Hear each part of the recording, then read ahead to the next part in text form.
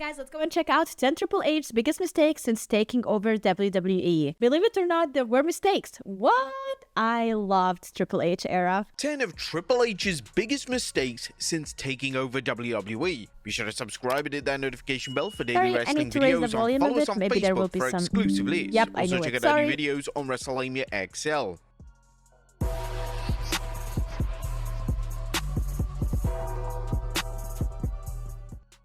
Number 10, glorified PR stunts. And whilst there's no question that the sheer quality of Raw, SmackDown and Premium Live events have drastically improved under Triple H, they aren't without criticism. A lot of fans feel that the shows are glorified PR stunts, and it's easy to see why so many fans feel this way. The debut of Raw on Netflix was WWE basically telling the audience how popular the product is, and they bragged endlessly about the gate number. Whilst promoting the gate number makes sense from a business perspective, it shows that the ticket prices are insanely high right now, and it puts fans in a weird position. Are they just supposed to cheer the fact that they were potentially overcharged to attend a wrestling event? Now, one thing is for sure, WWE is red hot right now, but they don't need to remind the audience every 5 minutes. The reception to the product, along with the ratings, as well as attendance, should speak for itself. This is definitely an element of the WWE presentation that Triple H is just obsessed with, and his infamous line of WWE is on fire right now, and you ain't seen nothing yet, has turned into a comedic meme on social media. Number 9, sponsorship overboard. A wrestling company such as WWE having sponsors isn't a new concept. And I do understand the sponsors that are kind of related to wrestling and sport per se, but when you are promoting Fortnite and you're putting it as like the biggest in the middle of the ring where I'm trying to see my favorite wrestlers perform their moves, like it really is kind of distracting. I wish they had like maybe from the sides, all right, but not in the ring itself on the board. Been a pivotal focus of WWE's business model since around 2022. WWE have sponsorship deals from Prime to Fortnite, and these will bring in lucrative numbers for the much. Like it's like just a vomit. Plus, like they doubled it. Like put it at one corner somewhere. Like why are you doing this? Company. But the problem here is that WWE potentially have too many sponsors. The map for Raw is now filled with logos and adverts, and it makes WWE's flagship show just look like one big advertisement. Now, this may not even be a Triple H call. All these calls could likely go above his head. But WWE are definitely leaning towards a more UFC style of branding and marketing, and this is only likely to increase as the months and years go on. WWE even have a deal with Hulk Hogan's new beer company, and to promote this, they even had Hogan appear on the debut Are we gonna mention him getting booed out though? Episode of Raw on Netflix, and naturally, due to Hogan's rotten reputation, he was booed out of the building. This resulted in mainstream news outlets picking up the story, and it vastly overshadowed the Netflix premiere. It was ultimately a terrible creative call that Triple H and WWE should have had the foresight to see coming. Number 8. You know why I think they were like, oh, Hulk Hogan is, like, we should bring him in? I feel like it's because Hulk Hogan spoke for Trump on his, I don't know what they are called, but he was there. He's Trump's friend, and people were cheering him. Trump followers were cheering him, so they thought that bringing Hulk Hogan will be fine. However, they forgot it was LA. Yeah, mentioning LA, I'm so sad about the the fireworks. The wildfires, you guys. I am so sorry for everyone who has lost their homes and their livelihood and stuff. I hope you are at least alive and healthy. Everything else materialistic we will be able to help out with, not the memories. Like there's so much things that are lost forever, and I have empathy towards those people who lost everything, and I'm so sad for them. Yeah, but that's it. Let's continue with the happier notes. The Wyatt 6. The Wyatt 6 debuted on WWE TV in the summer of 2024. WWE hit a home run with their debut. The group had an instant aura surrounding them, and the faction annihilating WWE staff members backstage was completely unique. Unfortunately, this was the standout moment of the group's run so far, as since then, the group has been presented as a special attraction and they barely appear on television. That's It's true. evident that Triple H believes that I don't keeping know the what the group as plan special is. attractions will give them worth, yet the stories that the group have been involved in haven't exactly been fan favorites. The game has had a tough time striking the balance between the supernatural elements and their real-life stories. The latter of the two has been a definite triumph. However, in recent months, it looks like Triple H has moved away from this. The stable remains. They really should not move away. Like, it was such a big deal, and we know that the family matters to them, and family issues are the biggest thing in wrestling stories. Like, you have that over and over and over again, betrayals and stuff like that. So they can really use the Wyatt Six to teach those wrestlers who betray others a lesson. And I think they should like stick with that. I don't think they should have like a actual feud with someone that is like lasting really long, like they did with the Carrison thing. It's fine, but I don't see that really a thing. I see them more like just appearing and teaching someone a lesson once or twice until they're like, I don't know, they mess up with someone's head and they are like messed up forever. They don't have to like keep doing it, and just use them like that. Over with the audience, so it's not a total bust. However, the game needs to reevaluate the direction of the group and focus on a compelling angle that will at least help get the motivations and characters of the group across to the audience. Number 7. Pointless re-signings. When Triple H took over WWE Creative, one of his first aims was to rehire a lot of his favorite names that had been released under Vince McMahon's tenure. And this was the right call, as most of the names didn't receive an opportunity to show their skills on the main roster. And to his credit, the game has booked certain names incredibly well. Names such as Chelsea Green, Nia Jax, and even Bronson Reed have all had acclaimed second runs in the company, yet the same couldn't be said for everyone.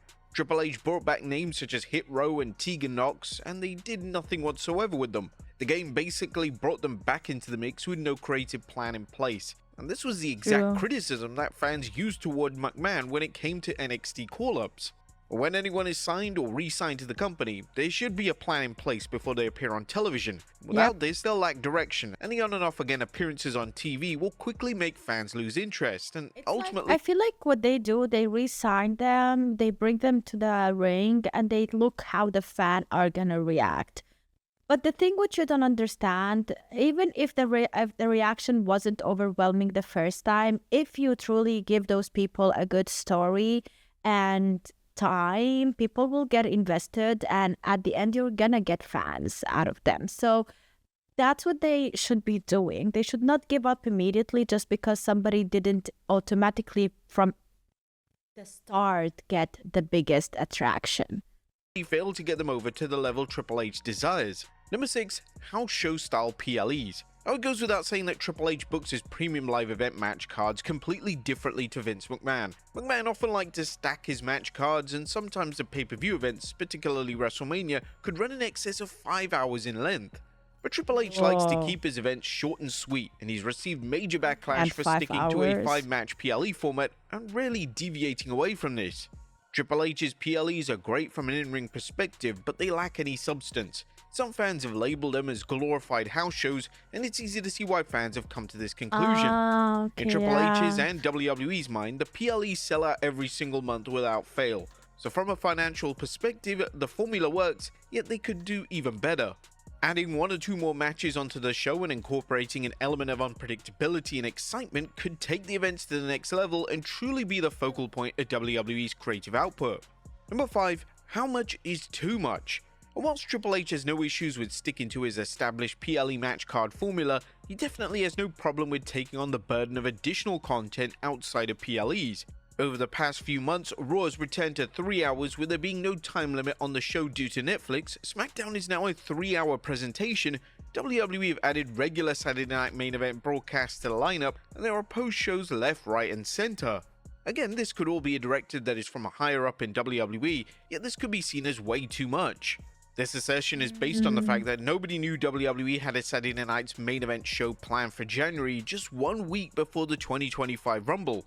WrestleMania season is already a stacked time of year, and WWE needs to let the product breathe. Fans can only consume so much, and maybe putting a little extra content into the PLEs instead of random sporadic shows could be a great step forward in 2025. Number 4, pushing the right names. The WWE have one of the most popular and beloved rosters they've ever had, but that doesn't mean that everyone is over with the crowd. Certain names receive virtually What's going on with Braun Breaker? I haven't seen her zero for a reaction every while. week, yet Triple H continues to book them on weekly television. Take for instance the Pure Fusion Collective. The lack of reaction has resulted in the faction conveniently being known as the No Pop Collective on social media. WWE may have been able to get away with pushing names that aren't over for a few years ago, yet when names are receiving Austin-level pops on a weekly basis, these names stand out for all the wrong reasons. Triple H also received a lot of criticism in regards to the Netflix Raw debut, leaving out key popular players on the Raw roster, including World Heavyweight Champion Gunther not even having a match, even though they're receiving major pops on a weekly basis. But Triple H had something to say about this during an episode on the press box, saying, "I've had the same conversation with 100 people about this first episode of Netflix. I said, guys, it's one show. We're gonna try to, touch on a lot of people. There's only so much real estate within the show. You're not going to be on that show. Maybe you'll be on the second one. Maybe." Yeah, but you had the time to bring Hulk Hogan, to bring The Undertaker, but not Gunther, who will be relevant the whole year. This is what I don't understand. Why? There's so many people who you could have worked with and done something cool. You'll be on the third one. You're going to be on these shows. We can't put all 200 talent or whatever we have on one show. It's just not going to work, but it's how they should feel. It's how I would feel if I was talent. Now some are not buying this, as the many legends who appeared like The Undertaker and Hulk Hogan, they took up precious time from a match that could have involved a World Heavyweight Champion Gunther. Number 3, not even a match. Just bring him on the mic for a few seconds. Present the people you will be working with for this year, for the Netflix era. You mentioned the Netflix, welcome to Netflix era, and then you bring Hulk Hogan and Undertaker. So whoever is seeing this first time on Netflix will be like, oh, okay, so I guess next time we're going to see more of Hulk Hogan and Undertaker. They're in this show, whatever this is. They don't know. So next time when you bring Gunther, they're like, who's this guy? I didn't even see him. He's not even important. Nah, brother. Gable. Celebrate the ones that matter. It was confirmed that Chad Gable had re-signed with WWE. This was delightful news, as Gable had been delivering incredible work alongside Otis, and his matches with Gunther resulted in a number of classic bouts. Fans hope that Gable will be able to finish his story and finally defeat Gunther to become Intercontinental Champion at WrestleMania 40. However, Triple H decided to go in the direction of Sami Zayn being the one to dethrone Gunther. Triple H will then embark on a heel turn for Gable, and whilst the character work for Gable has been great, he's mainly been used to put over other talent, which has become increasingly frustrating. Whilst this can be a good spot to be in, was this really what Gable expected when he re-signed with the company? But Triple H has also failed to deliver the hype Gable vs Otis feud, and he's proceeded to tease it for months on end, only to decide to deliver the match in late December after both men had already moved on. Hopefully Gable soon finds himself rewarded for his work, and Gable is certainly a name that has the capabilities to be propelled into a main event role if he's given the opportunity. Number 2, the tag team titles. One of the main things that fans wanted to see when Triple H took over creative was a focus placed on tag team wrestling, specifically the WWE tag titles. When Vince McMahon had creative power in WWE, he had a love-hate relationship with tag team wrestling.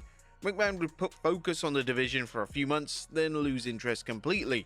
This has been a similar approach that's been taken by the game, as since WrestleMania 40, the tag titles on both brands hadn't been featured on a single premium live event. This is a shocking statistic, and it highlights what Triple H truly thinks of the tag team titles. The presentation of the tag titles over on SmackDown hasn't been appalling, as DIY and the Motor City Machine Guns have been standouts. However, the same couldn't be said for Raw. The tag titles that are currently on Raw are classed as the most worthless titles in the company, and it was heavily criticized that the Judgment Day barely defended the titles during their reign of terror. True. In fact, out of all the days that they were champion, they only made 2 defenses. They made a joke about it. Tag team wrestling can be a great addition to any card, and putting resources and effort into making their titles mean something would certainly be a welcome step forward for the game. And number 1, call it a day. A long-term storytelling is sometimes vital in major stories getting over in pro wrestling. For Triple H, he views long-term storytelling as the number 1 storytelling device available to him. The game loves to tell a story over a period of months or years, and this was a far cry from the approach that McMahon would take, as he would often try to wrap things up as quickly as possible, even at times not even ending them at all. While certain long-term storylines under the Triple H era, notably the Bloodline saga and Cody Rhodes' story, have been expertly crafted, some long-term stories have really fallen flat. The Liv Morgan vs Rhea Ripley rivalry dragged on for months with lazy storytelling and lousy matches, and this resulted in the fans. I don't really agree. Yes, I think that Liv revenge tour was really cool. Keep in mind that Rhea got injured. She also left, so of course they and she had to um leave her title and stuff. Like they couldn't even have that many matches. I think Liv did the best she could. Rhea could have done better, but I really don't agree with it. Urging for Triple H to wrap up the feud and just move on. No. In fact, the feud was initially set to culminate at WrestleMania 41, which would have meant that the game decided to keep the feud running for an entire year. Triple H without question has a habit of not knowing when to change things up, and this could be detrimental in the future, as it's vital that Triple H acknowledges how fans are feeling and adapt accordingly. But there you have it, folks, 10 of Triple H's biggest mistakes since taking over WWE. Do you guys agree with them? Let us know in the comments down below, and I'll see you next time with some more wrestling content. Okay, I'll let you know what I think about it, so let me know in the comments what you think. Thanks so much for watching, subscribe for more, and see you next time. Bye!